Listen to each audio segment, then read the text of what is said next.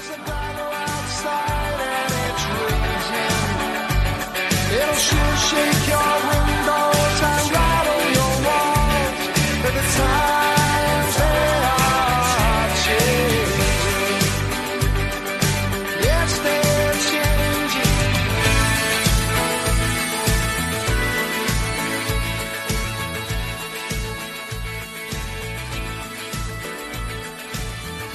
Hello, everybody. Welcome to this, the final episode of 2018.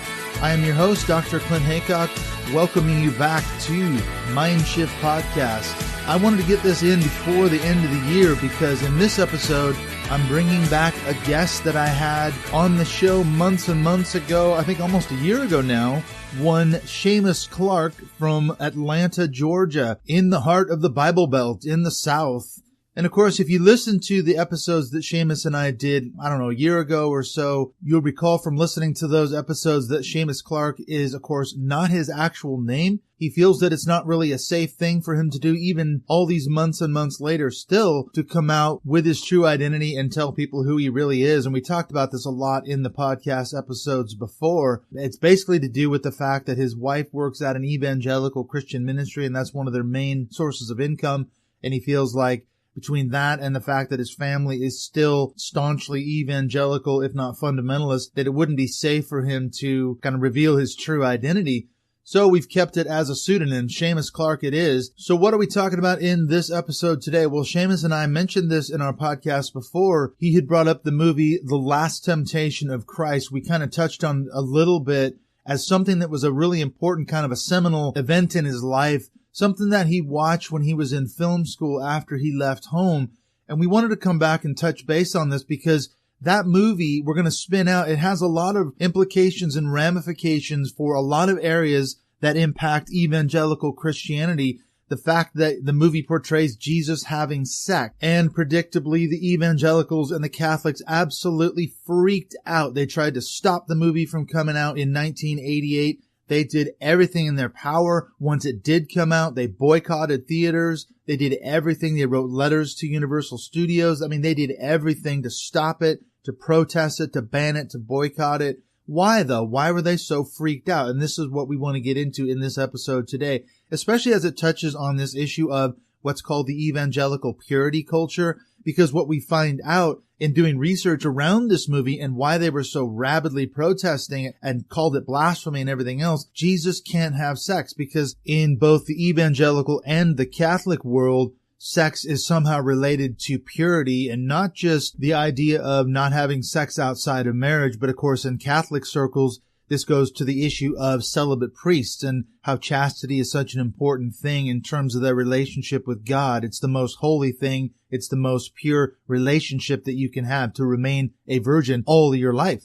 And of course, this ties into the notion of Jesus being sinless, Jesus being the perfect sacrifice. If he had sex, if he had any kind of relationship with a woman, then somehow that would taint his sinlessness and that would affect his perfect sacrifice on the cross. So it all somehow ties together. It's all part and parcel of this whole package of how I think really evangelicalism has co-opted Jesus for their own ends. And this is something that Sherry Pallas and I talked about as well in our podcast. And this leads to a lot of problems, a lot of issues, and we're going to get into that in a few minutes with Seamus, talking about how the purity culture impacted him as a kid and how he got involved in a pornography addiction, which in a weird way, it's like a way around having physical sex for that evangelical kid growing up in that purity culture, but it's a double bind, and we're going to get into what the effects of this are on people, especially on us as evangelical kids growing up in this really warped and twisted system that somehow puts this veneer of Christianity, respectability, and even brings the person of Jesus into it. And I really felt that it was important to get this episode in before the end of 2018 because, of course, this is the 30-year anniversary of the movie coming out in 1988. Now that this year is almost over, let's go back and kind of reflect on not just the movie itself in terms of what it did for Seamus's own process of deconstruction. It has all kinds of implications, as I say, for purity culture, for how we look at the Gospels, the story of Jesus. What does that all mean? And so we're going to get into all that in just a few minutes. But before we get to that, I wanted to give a shout out to Jill Whitmarsh. Jill is the most recent supporter of MindShift Podcast on Patreon, and it's great to get to know her. She just joined our closed Facebook group, so we're getting to know Jill a little bit more. Another evangelical who has found the work of MindShift Podcast and my other courses online helpful. In fact, speaking of which, I've just added the third video in my Reconstruction After Deconstruction course on Patreon. This one is called Deconstructing God. And what I do in this course is I go on from my last one, which was about deconstructing biblical inerrancy, and I show how that doctrine of biblical inerrancy and infallibility contributes to a very warped and twisted view of God. But in addition to that, there's a lot of problems with just simply the God of the Bible, and I want to show how these teachings, especially within evangelicalism, can lead to a lot of religious trauma. This is something I've been doing a tremendous amount of work on lately, something I've been posting on the evangelical Facebook page, talking about how people suffered religious trauma when they were in evangelicalism. So I've been able to use a lot of the firsthand accounts and talking to people like Andrew Jasko last week about how this stuff sort of works its way through and how it affects people and how we're now coming out of that. At least most of us who have come out of evangelicalism, we've realized there's a lot of baggage, a lot of things we have to do to process through that stuff. So I want to help you to do that. So if you are interested in taking my course, I've got 3 videos up so far on Patreon. The links to that will be, as always, in the show notes. You can always contact me as well on Twitter at MindShift 2018. And I will put you in touch with my content as well that way. And in fact, just from the comments that I've had from people who have gone through the 3 videos I've put up so far, it has proven to be a very helpful resource. Okay, so without further ado, I'm going to bring you now the conversation between myself and Seamus Clarke. We're talking about Jesus Can't Have Sex, exploring the last temptation of Christ, purity culture, and more.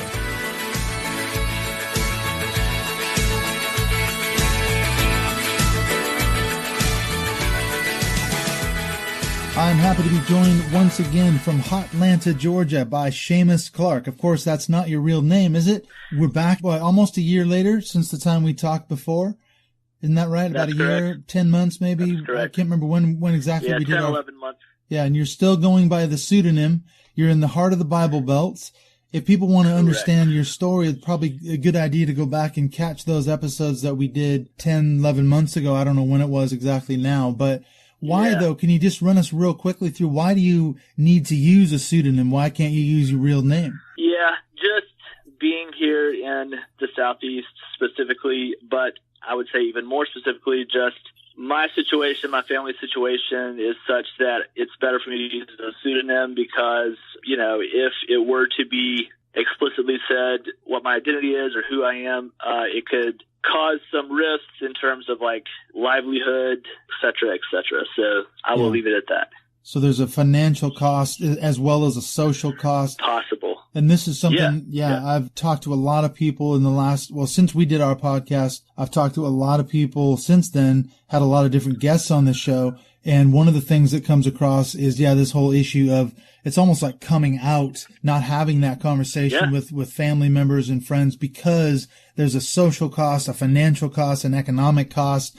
And so you can lose relationships. And so that's a big deal. It's something you don't take lightly, is it? Especially being in the heart of the Bible Belt where you are now. It's even more a quote Christian kind of environment, isn't it? Yeah. And I mean, it's funny because since then it's been like, it's something to where my family and myself are becoming more outspoken, I guess, in terms of where we're at belief-wise. However, it's still not, official, I guess, if that's what you want to call it. Yeah, but officially shifts in political stances, political ideologies, and even just political outlook has changed, and that's probably the most prominent place where you see it rubbing against the grain, if you will, of the people who are around us. We talked a little bit about that last year, and again, I would refer people back to the podcast episodes. I think we split it up into 2. I can't remember exactly, but I think it was 2 episodes. 2 parts. So people, you need to go back and listen to the one with Seamus Clarke. We got into your backstory, and we talked a little bit about how you're in the middle of a red state, and even now, almost a year later, a lot has changed. politically. We had when we're doing this recording, it's just a few days after the midterms in America. So we're waiting to see what's going to happen there. There's going to be a lot of fallout come January, perhaps because the Democrats took control of the House again. So we don't know what's going to happen. Mm-hmm. But all this somehow relates to, we talked about last time, you mentioned the movie The Last Temptation of Christ, and we've been talking about probably for 2-3 weeks about getting together and doing this episode, specifically kind of focusing on the movie. I realized just today I was doing some research on this. This year is the 30-year anniversary of the movie. It was released in 1988, still as controversial as ever, isn't it? According to the reviews, even now, it's a polarizing movie, isn't it? Yeah, it was somewhat of a watershed moment for myself when I finally saw the movie. And it's still just a lot of the themes that were covered in the film, and of course, obviously the book, which came before it, just really touch on a lot of the heart of what you get into when you start deconstructing. You start trying to parse out all the different aspects of your identity as a Christian, your identity as an evangelical, the identity of Christ, the paradox of being human and God. All of those things are covered in this piece of work.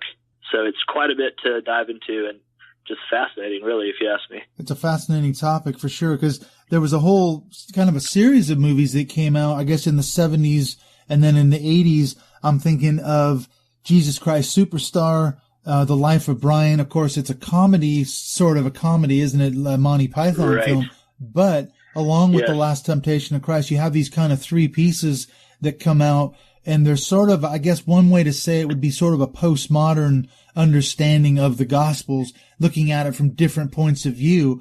And this is one of the reasons why The Last Temptation of Christ was so controversial, because it emphasizes the humanity of Christ. So why is it such a controversial film? I mean, as a Christian, when you were a Christian, wasn't that something that you wanted to kind of understand?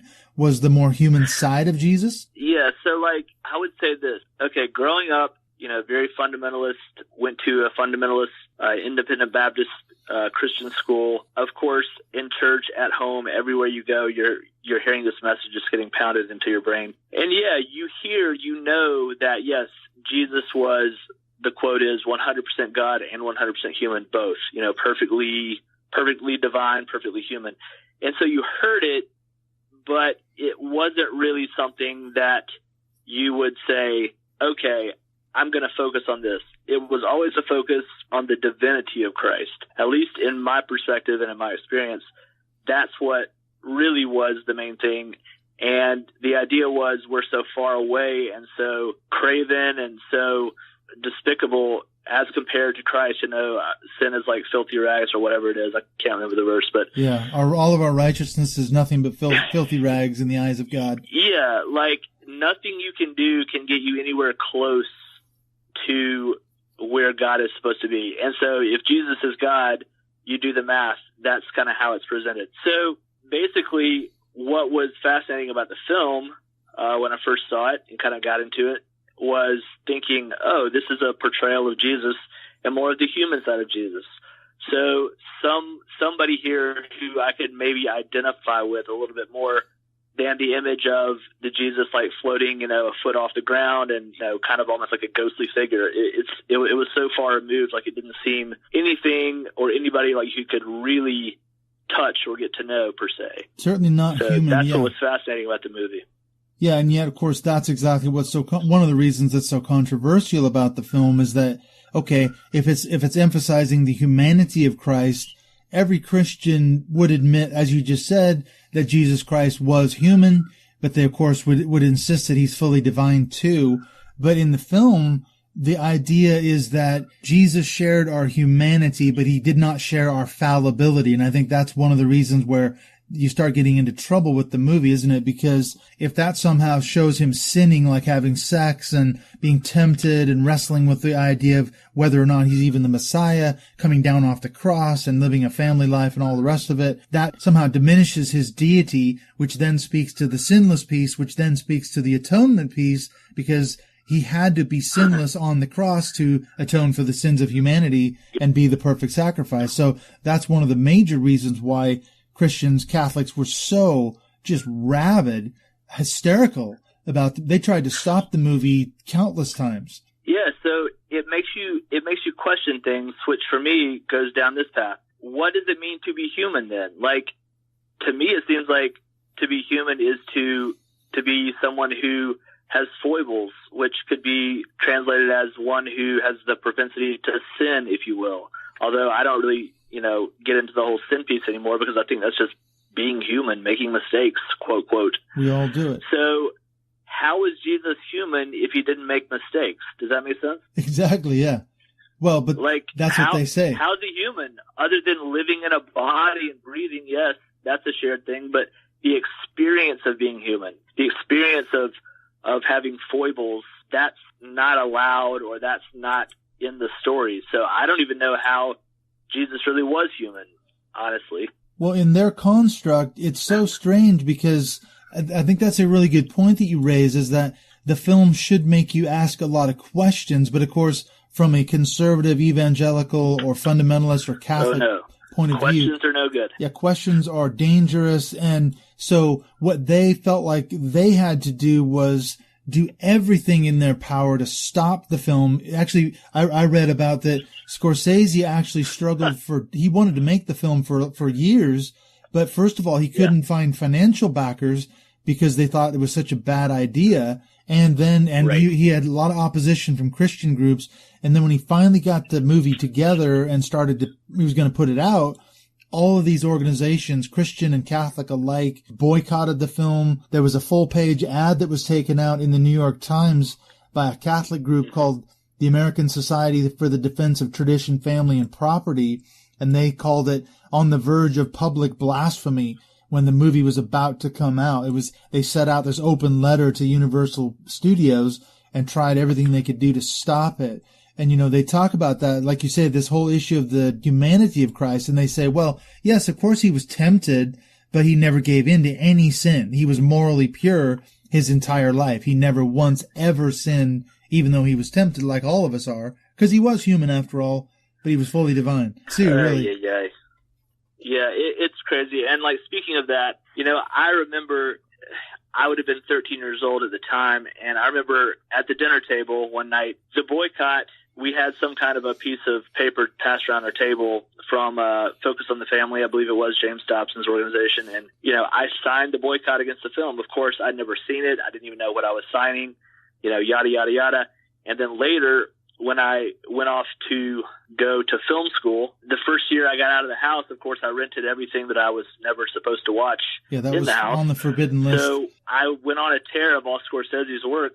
And, of course, I knew this was one of his films because I remember his name being attached to the boycott, but I was like, I got to see it. And the funny thing was, a girl I was dating at the time, she was in film school a couple years ahead of me and was just going on and on about the soundtrack by Peter Gabriel, which is a gorgeous piece of work, like just incredible, incredible soundtrack. So I listened to that, got intrigued, watched the movie, and was just like, this was amazing. Like, I was like, this is so good. I loved it because it showed a person wrestling with doubt, with purpose, with what am I supposed to do, with the idea of sex. I mean, it didn't really show him wrestling with the idea of sex. It just showed him, of course, in the film, in the book, really, and this is another somewhat humorous point, is that the whole Last Temptation is not about Jesus having sex, as you would have been led to believe by the boycott and by James Dobson's group and all the outrage.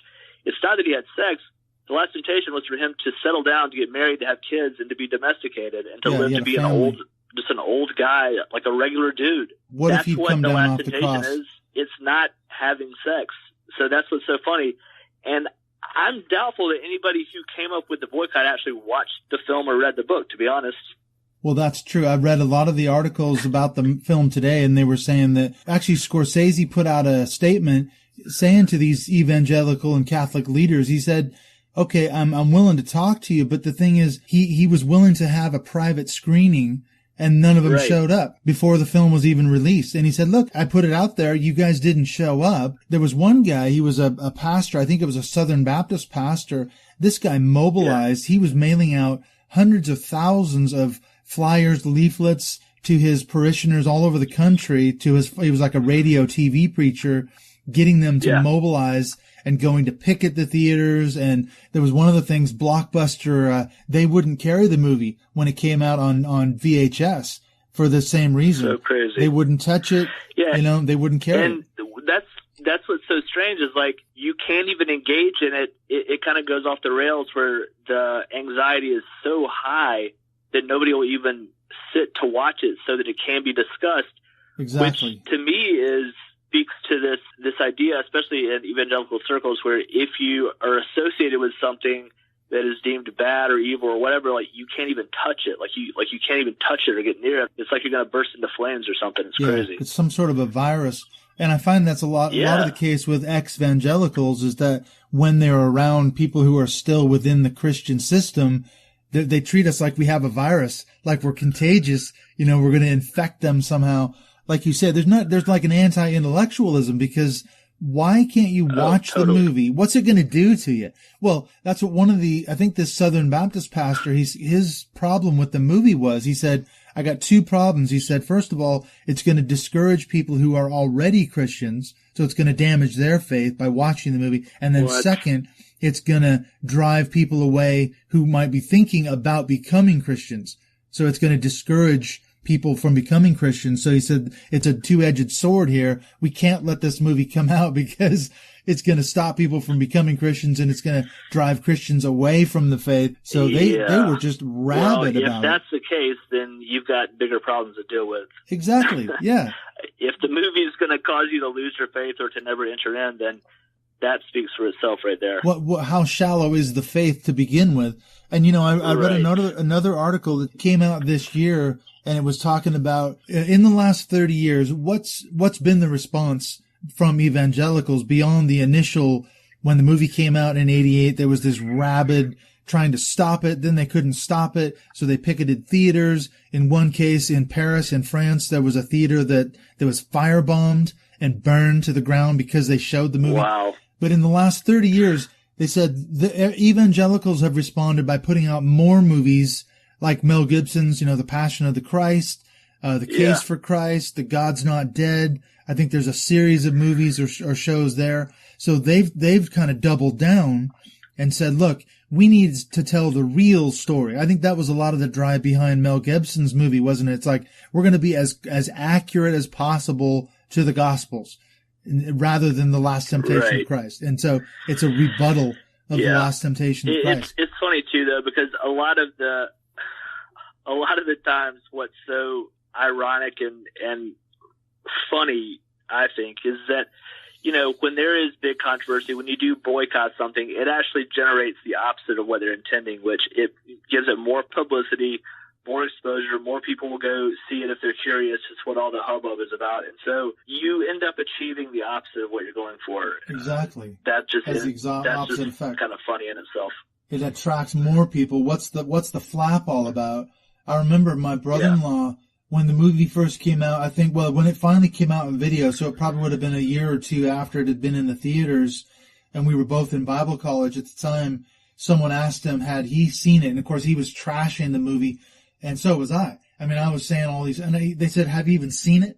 And I said, no. Yeah. So my brother-in-law went and rented it, and I didn't watch it then, but he said, yeah, I sat down, and, you know, he had his pad of paper out there like, all right, I'm going to list everything that's wrong with this movie, you know. And like you say, he's going to defend everything that's wrong with it, even though it says at the beginning, it's not based on the Gospels. It's based on a novel. Right. It's you know, obviously it's loosely based on the Gospel story of Jesus, but it's a portrayal of this novel by this Greek guy. I can't pronounce his name. Nikos Kazantzakis. Nikos Kazantzakis. I believe that's how you say it. And I found out too, I didn't know this, but did you know he was excommunicated by the Greek Orthodox Church for writing this book? I mean, it came out in like 1950, 1951. The 50s, yes. They excommunicated him. So I know. The Catholics and the evangelicals aren't the only ones who were offended by the book even. The Greek Orthodox Church ends up excommunicating the guy. Yeah, it was interesting because I read the book years later. I saw the movie first, of course, when I was probably 18 or 19, and then I read the book when I was living in New York, which would have been like my early 20s, 23, 24. So it's something that I have followed for a while, that story. It's just fascinating. I kept revisiting it quite a bit. But what is so interesting is, like, this gets into areas of, like, purity culture, like we were talking about before. And the idea of just, sex as it is situated in the evangelical mindset, it's such an anxiety-inducing subject. It's like to the point of creating major dysfunction. One thing that I'll say that is, or two things real quick, little anecdotes, but, when I was in school, I transferred after I didn't actually get into film school. I transferred to a local university, and in my time there, I was kind of in and out of a Christian ministry. I was always kind of on the fence about it, but at the time, towards the end, I was involved, and I had an experience where I had, found freedom, quote, quote, from pornography, because that's something I struggled with growing up, again, due to purity culture and just these really polarizing ideas about sex and lust and all these kind of things. So I remember going up in front of this ministry. There's probably 400 people present, and getting up in front and saying, I've been freed from addiction to pornography. And I'll tell you, it manifested in a ridiculous way there. And at the time, I thought it was some kind of a, demonic thing. But now, looking back through the lens of myself being in school for therapy, for clinical therapy, it was an intense manifestation of anxiety, of college-age kids' anxiety who were in an evangelical student ministry who were hearing about somebody dealing with sex and pornography. People started shaking their heads, rocking back and forth in their seats, all these crazy things because the idea had been breached in public about pornography and sex, and like people not being able to, in a calm, just rational way to talk about the subject of sex. You can't go there. And that's what's so problematic about this, is that it's treated with such fear. Like, there's such fear mongering around it. Again, later on, when I was in New York, I had still not gotten married at this point, and I, still was trying to hold out. Hadn't had, intercourse because you can't do that, or something happens, you'll be infected with demons or something. So. Certainly a sexual transmitted disease. When it was about to turn from 1999 to 2000. And this is actually one of the reasons I left New York. And this altered the course of my life in a pretty major way. But I was freaked out about Y2K. And underneath that fear was, I still haven't had sex. And so I freaked out, and I was like, this can't be the end yet. I've waited. I've been faithful. Yeah, I can't. I can't go to heaven a virgin. It's insane, right? And so I moved out of there, and I came back to the Atlanta area before 2000. And of course, nothing happened. Yeah, it was a big bust. But in my mind, that's the degree that this drove me to, like, just get under my skin and be in my mind, and to affect my thinking and my behavior in such a way that I would be freaked out that, the rapture was going to happen, the end of the world was going to happen. I was just, distraught over not getting to have sex because I had waited all this time, and I thought God would be faithful to me if I was faithful to him, and all that kind of jazz. It's true. So, you can see, going back to this issue of the movie, how the purity culture ties into the outrage over just this image of Jesus having sex, even though, as you point out, it's actually in the context of him being married. He wasn't having sex outside of marriage. Yeah, I was talking about this full-page ad that this Catholic organization took out in the New York Times in 1988, and they said that it's an open letter, and one of the things they said was that why they wanted to stop the movie was because they say Jesus Christ was the highest ideal of moral perfection. And one of their statements is, they said, look, okay, there's nothing, this is what it says, there's nothing injurious about a man deciding to get married, but they say, to insinuate this of our Lord detracts from him. Why? They say this is because his sublime perfection assures us that he practiced the virtue of chastity, so there's your purity culture, in the most absolute way, and always maintained that state of perfect chastity, which is intrinsically superior, they say, to the matrimonial state. So from a Catholic point of view, they're saying being celibate, which of course ties into the Catholic priest angle too, isn't it? That a celibate priest is morally superior. It's intrinsically superior than someone who's married. So to say that Jesus was married and had sex it just destroys everything from their point of view. Morally, it's so wrong. And I don't understand where this originated from, this idea of like sex. And then even in this case, I mean, sex in the context of marriage, I mean, what is the deal? That's supposed to be how it's the one way it's approved. But I mean, what is the origin? And I don't know this. I would like to know of where sex becomes, it's got such this evil or this propensity for evil or for separating you from God or not being perfect or whatever. Like, and I believe part of it has to do, if I had to guess, would be because it is such a strong desire. Yeah, it's definitely in our the strongest humanity. I mean, drive. it's such a deep, like, intrinsic part of being human that, and the pull is so strong that I think it probably freaks people out. It scares people because it's such a strong desire. But the thing is this: if God created us with this desire, right? If we're created, then we have it. It's supposed to be there, but of course, then they'll say, well, it's got to be within these confines, and you don't want it to get up over the banks of the river. There's some kind of a illustration where it talks about it's like a mighty river, and you've got to keep it, within the banks. It can't spill out, or it's dangerous. It could flood people or kill people, Destroy something like people. that. But all that to say, I think this goes back to the idea of like our desires being strong, and that somehow equated with evil or with sin. And I would say that probably ties into like puritanical thought as well. Yes, definitely. I think you can tie in, it goes back as far as at least Augustine, if not maybe farther, but some of the first things that were said, and it ties the fall of humanity. It blames everything on Eve, on the woman. Right. And so she's the one who was fooled by Satan into eating the fruit, from the forbidden fruit. Then she turned around and gave it to Adam, and he ate it as well. He went along with it. And because of that act by a woman, all of humanity has been forever tainted by human sin. And so from that point on, this is what Augustine says, we have to be super careful because the sexual wiles of women, you got to be careful. They'll lead you astray. And that's why it's so important for Mary to be a virgin when Jesus was conceived, because somehow the actual act of sex itself, the physical act, if he'd been the child of Joseph and Mary through normal human sex, he wouldn't have been human. Yeah, he would have been human, but he would have inherited the sin nature somehow. Right, yes. Yeah, and he wouldn't have been divine enough. Exactly. He could have been the Messiah, but he wouldn't have been fully God and fully man. Yeah.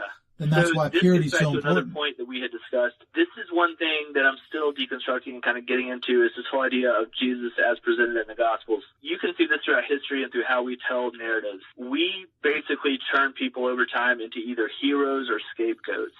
And hyperbole is involved, and mythologizing and legends and whatnot all tie into it, into making people either supernatural heroes where they're not even human, they're superhuman, they're so high above us we can't touch them, and it gets a little ridiculous at times. Or if they're on the wrong side of history, or that might not be the right phrase, but if they're seen in a bad light, they're going to be painted as a scapegoat, and then they will be demonized and seen as like super evil, and they'll turn into these almost cartoonish characters where they're nowhere near what human experience is like, which is really a mix of, quote, good and, quote, bad. A mix of just the human experience. They're either, like, high above and perfect and, sinless and whatnot, or they are the worst and they're the cause of all evil. So I think what this pushes into is how we view ourselves in light of our own experience, and then tying back to the book, this is what was so intriguing about it and the movie, was seeing Jesus portrayed as somebody who you can finally relate to. Like, hey, this person's kind of like me. Like, they deal with, quote, lustful thoughts, and they doubt themselves, and they, wonder what their purpose is. And I mean, all the stuff that we do on a day-to-day basis, as we are humans. Well, look at the difference between that and going back to what I was talking about earlier, Mel Gibson's Passion of the Christ. That's sort of a rebuttal, isn't it, in many ways, of the Scorsese film, because they're showing Jesus. I remember seeing the movie in the theater. I can't remember. I think they do show him struggling a little bit in the garden. He's having that moment of weakness. That's the only time kind of where his humanity shines through, maybe in a little bit of a moment of weakness. But even then, he goes through it, and all the torture and the horrific. I mean, it really does kind of glorify violence in a way. Someone said of the movie, it's like a horror film. It's like a slasher film. Yeah. Oh, it's so bloody. There's blood everywhere. There's It's just blood like, everywhere. so, but there was an unflinching look, they said, I think at what that happened. pulls into, that pushes into the levels of like, sin and like how much we have to be punished, or how much he had to be punished to make up for sin. Yeah, on our and, behalf. that ties into the idea of how we view heaven and hell, and sin deserves punishment. There's always a punitive edge to everything. And I mean, you see how this has shaped our whole criminal, kind of the way that we have criminal justice, especially in the United States. It's extremely punitive. So like, if somebody does something that's deemed wrong, they're put in jail and they're sent away, and there's no thought of, bringing them back, of kind of rehabilitating people to a level of humanness. It's like they're put out with the trash. They're seen as non-human, evil, no good, get away, just go rot in jail, whatever. And that's how we view people, and that comes from this idea of the Bible and sin, and it must be punished. And ultimately, that's where you get hell from too. You sin, you mess up, punishment. You're cast into fire, you burn forever, and it's terrifying. And psychologically, of course, that's going to make people not want to go there. So you keep people in line that way. So it makes sense from that point of view. But carried to the extreme of, in the afterlife, you end up either in a paradise, which doesn't sound like much of a paradise. If you think about it for eternity, it sounds like torture. Or you end up in fire, burning forever, conscious torment. Yeah, and that's awful as well. So it's the ultimate ace not so card. much for the afterlife. Yeah, it's the ultimate ace card, isn't it? Someone said that, hell is the ultimate punishment. You can't raise the stakes any higher than that. You just can't. Right. I mean, what's worse than eternity in conscious torment in the flames of hell? Nothing. Yeah, exactly. Really. And that's one of the big things about being an evangelical, is that there's a very real fear that what if we're wrong? Oh, yeah. If we repudiate Totally. these things and say, I'm not sure I believe it anymore, if we're wrong, we're going to end up in hell. That's a pretty scary thought. The stakes are incredibly high. That's the psychological little, that's the psychological hook that gets everybody, is in the back of your mind, you're always fearing about, these extreme punitive measures. And so it keeps you in line. That's how people work in brainwashing, is to always have this little doubt in the back of your mind that, what if you're wrong? You better fall in line. You better do what I say. It's really manipulative. Well, and going back to this issue of the Gospels and how it was so rabidly, the film was so rabidly they were defending the Gospels, this is the true portrayal of Jesus, and the film is blasphemy and heresy. I've been reminded lately of this attachment theory. We were talking a little bit about that before we started recording, but someone turned me on to this book, The 5 Levels of Attachment by Ruiz, and he starts talking about the earlier levels of attachment, but then when you get into the higher levels, level 5 is fanaticism, and when you actually start defending the belief system, it becomes more important than the actual being that you're worshiping, or the sports team that you're supporting, or you can attach it to anything, really. It could be sex or sports or religion or whatever. And you go beyond just talking about defending it. You actually go out and commit violence in the name of this belief that's so important. And you can see, for example, someone burning down a theater in Paris. Now you're going beyond just talking about how outraged you are. You're actually committing an act of violence in which people could have been killed. Luckily, nobody was hurt. But, they're going beyond just mere talking. Now we're actually into the level of action, acting out these fanatical beliefs because they're so hyper outraged and angry and upset about what this movie is supposedly doing. Yeah, and it's mostly, it's just abject fear expressing itself as violence, because if you think about it, if you want to be on God's side, so to speak, you want to keep yourself as far away from what he would deem evil. So you want to show your loyalty. And so you say, I'm going to go firebomb this and destroy it because I'm on your side, because you want to let me into heaven, right? I guess. That's basically how the thought goes. That's the logic. I think, in terms of behavior. Going back to just sex, because for me, that's what this movie was about, even as a kid, was like, oh, Jesus had sex. Horrors. Yeah. But here's the thing is, from a human perspective and from a biological perspective, you have to have sex to procreate. So there is a drive in your genetics to have sex.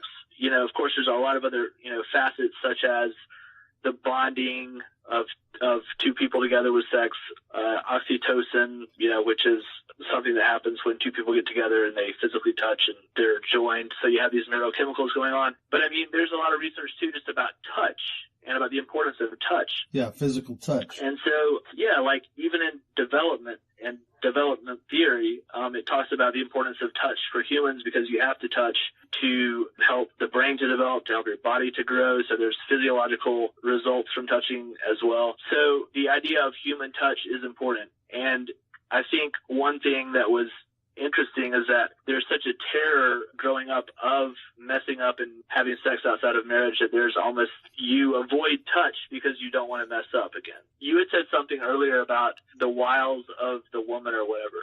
Yeah, right? Yeah, that's why they can't be trusted. Purity culture, and they have to dress modestly, and they kind of cause a man to stumble and everything else. Right.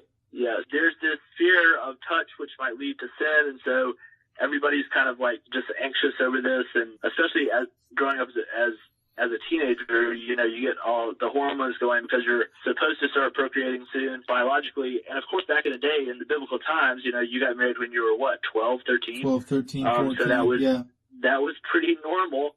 And of course, nowadays it gets put off so much longer just because of the way we are in society with economic issues as well, because you got to have money to survive, and that gets harder and harder, especially nowadays. So you put off marriage, and there's other reasons too, not just economic, but social issues as well. But all that to say, one time growing up, I went to the movies with a friend in junior high, and these two girls were in the movie, and I remember they kept turning around and saying stuff to us like, "Hey, do you want to go back to the mall?" And they said something about like going to like the area where there's mattresses and stuff. And of course, me and my friend were kind of like, "Oh, this is crazy." Get and some so action I there. remember going home, and I brought this up one time, and I told my mom this, which was probably stupid to begin with, but yeah, it why did did come you up, say and that? then she brought out the whole thing like, "Oh, beware the wayward woman who will like take you into the snares of death." And I remember I was like, "Holy shit!" Uh-oh. Like, I really lost it there. I was like, "Oh my God, I got to stay away from these people. They're trying to, bring me into the flames of hell." So, of course, that shapes your thought as a young kid, like, in terms of how you approach sex and, stay away, stay pure, don't mess up. It just gets crazy how that whole thing is presented. And just the anxiety and the dysfunction that comes out of that, it's really terrible. Well, you look at the purity culture in evangelicalism, like you were talking about pornography before, and I think for a lot of people, I've read, there's been studies on this, and I've read a lot of articles about this that talks about because kids in this purity culture, both boys and girls, grow up, like you said, they know, quote unquote, that they're not supposed to have sex. They have to remain virgins till the wedding day. What they do is they end up going into alternatives like pornography because they go, okay, well, this isn't technically sex. I can masturbate, but I'm not having sex. Right. Of course, they know pornography's wrong, but it's not somehow as bad as having physical sex with another person. But yet, of course, that brings up a whole nother layer of demons because now you're addicted to the pornography. And so, that's wrong. And so for a lot of kids, they get, both boys and girls get trapped in yet another thing, which is the pornography piece. And so they're tormented by that as well, but at least they're not having sex. Yeah, it's unbelievable. That's why it's so awful, is because you really can't win, and they set you up in this. I would call it like a double bind, which is another idea that comes from psychology. When they first studied schizophrenia, actually, this idea of a double bind is one thing that they found that was initially thought to be the cause of schizophrenia. It's when you're told one thing, but then you're told another thing that's contradictory, and you're stuck. Like you've got this double bind, and you can't win. Yeah, you can't win. So what happens here is you say you can't have sex until you get married, but you also can't look at pornography. But you've got these huge drives. Growing up, you've got all these hormones. Like, exactly. It's gonna be there. It's unavoidable. It's supposed to be there. Especially at that age. So what are you supposed to do with it? You can't win. So you get bogged down in guilt, shame, anxiety, you depression. just feel horrible. You think you're going to hell. You're just mentally tortured. It's ridiculous. Basically, what going back to the movie, it brings out the hysteria of evangelicals around the whole issue of sex, doesn't it? That's the whole point, is that when they said Jesus had sex, no way. according to that Catholic document, he had to maintain perfect moral chastity, which is superior to marriage, according to them. Being celibate is the ideal. And so there's your purity culture right there. Jesus himself modeled it for us. And that's a prerequisite for him maintaining his sinlessness, which then takes him to the cross, which then means he's the perfect sacrifice for all of humanity, and it all fits together. They cannot allow any chink in that armor anywhere. Otherwise, the whole thing falls down. Yes. So bottom line, don't have sex, you're good to go. And don't get into porn funny. either. Like, if that's the bottom line, if that's the place you got to be morally perfect in the eyes of God, that says a lot about this framework for understanding God and for understanding perfection in terms of how this is set up. It's quite a way to control people, to have mind control, if you look at it, because if you can tap into this thing that is a biological function that is supposed to be there as a part of our humanity, the sex drive, and you can kind of control people and their behavior because of this thing, then you can really, really fuck them up that way. You can keep them under your thumb. Because you've got them. You've got them. You got them, and they got to keep coming back. I remember when I was a kid, I mean, you mentioned in our other podcast that you struggled with pornography when you were a kid. So did I when I was 11, 12, 13 for probably the same kind of reasons. I was self-medicating. I didn't realize it at the time, but I knew I wasn't supposed to have sex. I got into pornography as an alternative, knowing that it was wrong, knowing that it was an addiction. But I begged and prayed and pleaded for years for God to take this desire away from me. And I'm sure you probably did this too, but he never did. Of course. He never came through for me. And I'm going, now wait a minute, looking back on it now, I'm literally putting myself through hell. I know that I'm tormented. I'm feel terrible about myself, what I'm doing, and I know it's wrong, but I can't seem to stop. Why wouldn't God step in and take it away from me? And I begged and pleaded and everything. And I remember going to these pastors' conferences when I was in Bible college and hearing these pastors confess that they were addicted to pornography and they couldn't possibly breathe a word of it to their churches, otherwise they'd get fired. So they were coming to these pastors' conferences where it was kind of a safe place to have other pastors pray for them that they'd be delivered from their addiction. And I'm sitting there going, this is bullshit, because I know that you don't just lay hands on someone and they just, it's just delivered, and you don't have a single temptation again. Right. And these guys are going back to their churches, and they're going to be struggling and tormented, and yet they cannot breathe a word of it. They can't tell their wife. They can't tell the church. Otherwise, they'd be fired in a second. Right. And so they can't be human. You can't be human. So it's so unrealistic. That's what's so crazy about it. That's what gives you the hook for manipulation and for mind control, honestly, because you can mess with people and keep them entrapped for years because of this shame edge. Because just like you said, you pray and you're like, okay, I should be delivered, but you can't breathe a word of it if you mess up because, oh, you actually are human. You messed up again. And so, game over for you. Yeah, but I think it's nuts because it really is. I think about people now that I'm like out of this way of life I used to be in. I'm evangelical, whatnot, and I think about it, and I'm like, okay, look, what if I would have had sex before I got married? Nothing. Like, there's tons of people I know now who I'm friends with, and people even who were Christians who fell into sin or whatever. I mean, come on, like they weren't eaten alive by demons. They weren't all these things that you were told were going to happen. Yeah, slide into moral turpitude, as they say. It's just fear-mongering. But it's a control system, isn't it? As you say, it's a way to keep people under control. I mean, someone said on Twitter the other day that this is the problem with religion in general, is it promises you the cure for your problems. Correct. But then it keeps you coming back for more. You can never be free of the system once you're in it, because you're always failing to live up to its standards.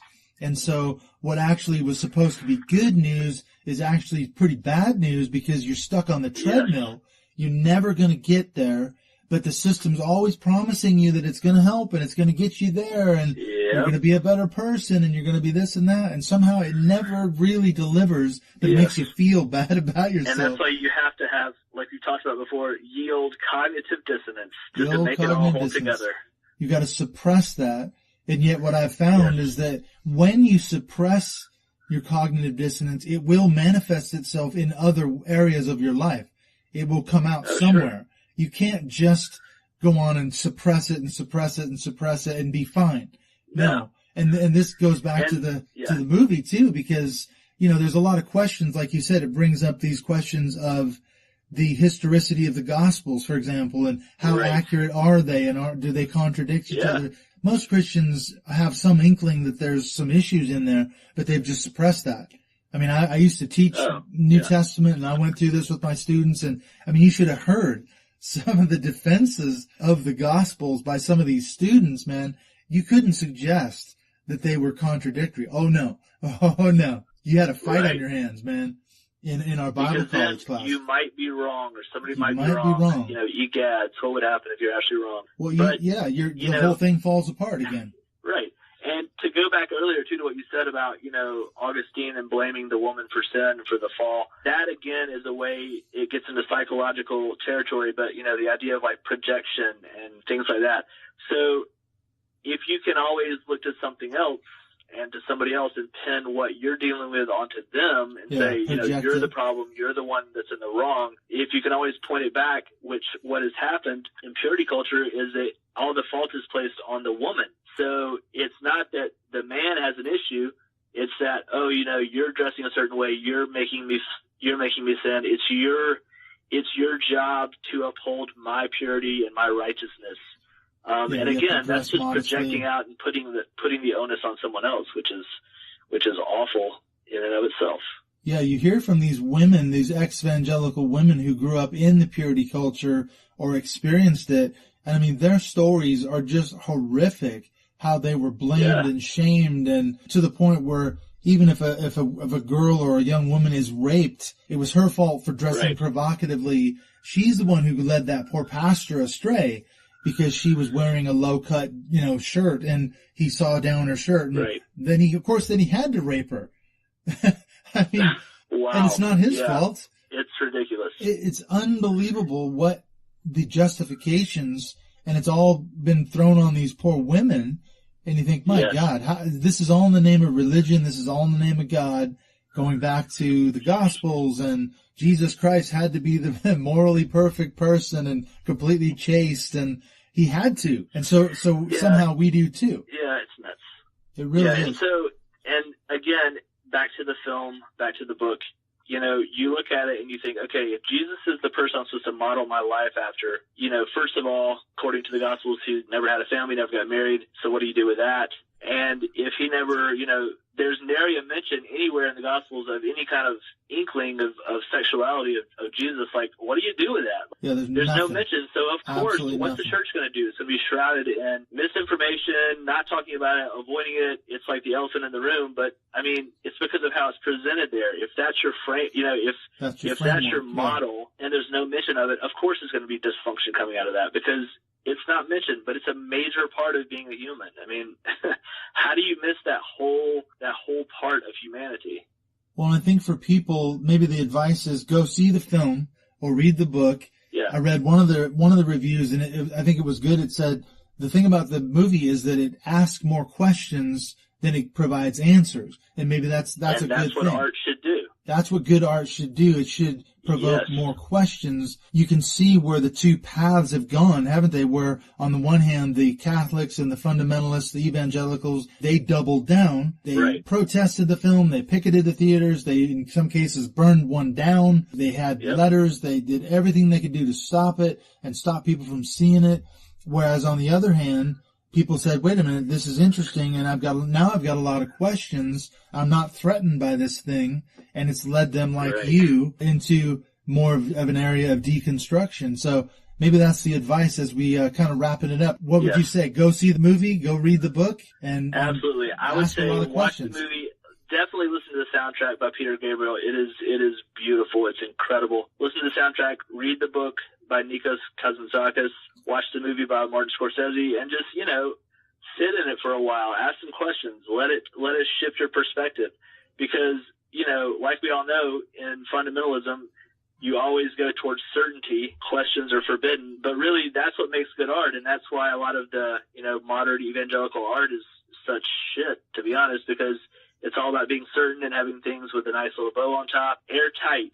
But Airtight. where you get into the real good stuff is where you don't know. There's uncertainty, there's questions, and you really dig more and you ask more why than anything else, and that's where you need to be. That's where you need to be. You got to ask more questions than provide answers, because as we know, there's not a lot of answers out there. I think that was one of the things when I was an evangelical that, like you said, the certitude was something I really, really prized, and being a pastor and being a teacher, it does kind of stroke your ego when people come up to you and they go, oh, I got a question about this Bible verse, or can you tell me what this means? And theologically, I don't understand. And you're the expert, man. You went to Bible college, you went to seminary, blah, blah, blah. It's like, yeah, I do know a lot. I do know a lot about the Bible. I do know a lot about theology. I did study this stuff for years, man. I taught it.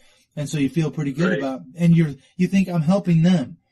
I'm soothing their fears. I'm giving them the answers. And, now I look back and I think, wow, I could see why I thought I was doing all the right things for all the right reasons, but now it's like, wow, I got a lot of questions, man, and I'm not sure there's a lot more answers out there. Right. Cause just life is, there's just a lot of unknowns. Your experience kind of testifies more than anything else that could give you any kind of certainty or answers, to be honest. That's true. And we're on this journey wherever it goes. I mean, I'm glad that we touched base again. We didn't really get into much of what's changed in your life, but I think if people do want to get a hold of you, what they can do is get a hold of me, and then I can put them in touch with you. So I would say if you want to hear a little bit more about your life story, we've said it before, go back and listen to those 2 podcast episodes. You can kind of get a little bit about Seamus Clarke, that unknown Irishman from the Beckel of the Bible Belt. Well, thanks, man. Thanks for being on this show again, coming back and really kind of tweaking our brains around this idea of all the themes in this movie. I think it's been a really interesting discussion. Hopefully it'll help people kind of unpack some of their stuff. So I know you got to get in and have dinner. So thanks for hanging out with us, Seamus, man. You take care, and I'm sure maybe we'll meet again in another year and see where we're at then. How about that? Having me. Yeah, not a problem. Thanks for being on the show. You got it, man. Thank you.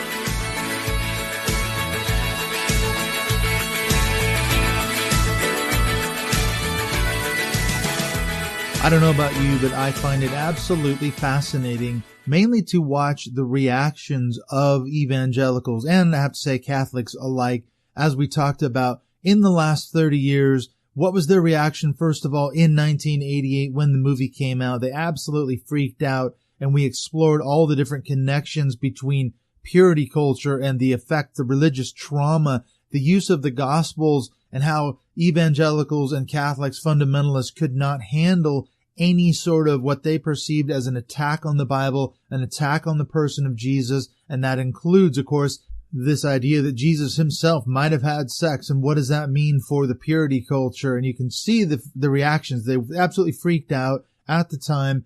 And over the last 30 years, what has been their response? Well, it's the predictable sort of thing. It's a doubling down. It's coming out with movies like The Passion of the Christ and God's Not Dead and The Case for Christ, and of course, innumerable books and so forth on subjects like the reliability of the Gospels. And if you look into the issue, just for example, of the purity culture in evangelicalism, it is a huge movement right across, certainly North America. It's not so big here in Great Britain where I live, but it is massive, and it has caused a tremendous amount of psychological, sexual damage, emotional repression, sexual repression, on and on and on. I've heard from numerous people who have been seriously affected by the purity culture movement, and that all ties in back to this person of Christ and the sinlessness of Mary, and it's all somehow related to Orthodox Christianity. And as I've said many times before, it's sort of like a house of cards. If one card is taken out, the whole thing falls apart. So of course they have to defend all of it. Every part and parcel, every piece, every bit of it has to be defended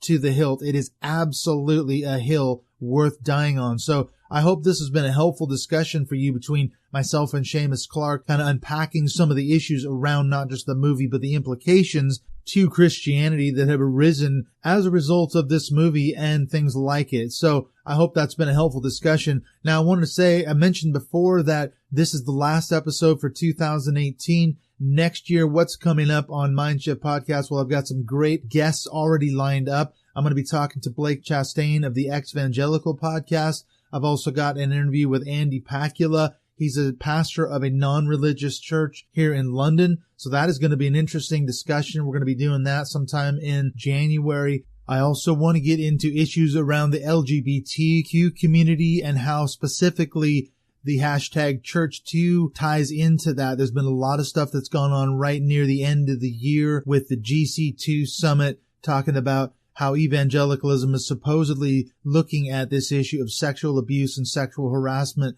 within evangelical churches. So we're going to dive into that topic, hopefully in some really great detail in 2019. Also, I've been doing a tremendous amount of research and writing and talking to a lot of people on the connection between evangelicalism and the world of cults. And it might surprise you to find out that many of the people who have left evangelicalism, fundamentalist Christianity, exhibit a great many of the exact same psychological and sexual problems that people who come out of cults display as well. So I'm going to be doing a lot of work, I think, in the new year on this topic as well. I want to talk to people who have come out of various cults, so I'm really excited to dive into that topic. I've also got an interview lined up with the guys from the Pilgrims and Prodigals podcast, which I've been on a couple times this year. So it is their turn to be my guests on MindShift podcast. So I'm really looking forward to talking to those guys. I will also be adding every month a new module to my Reconstruction After Deconstruction online course, which will be available on Patreon.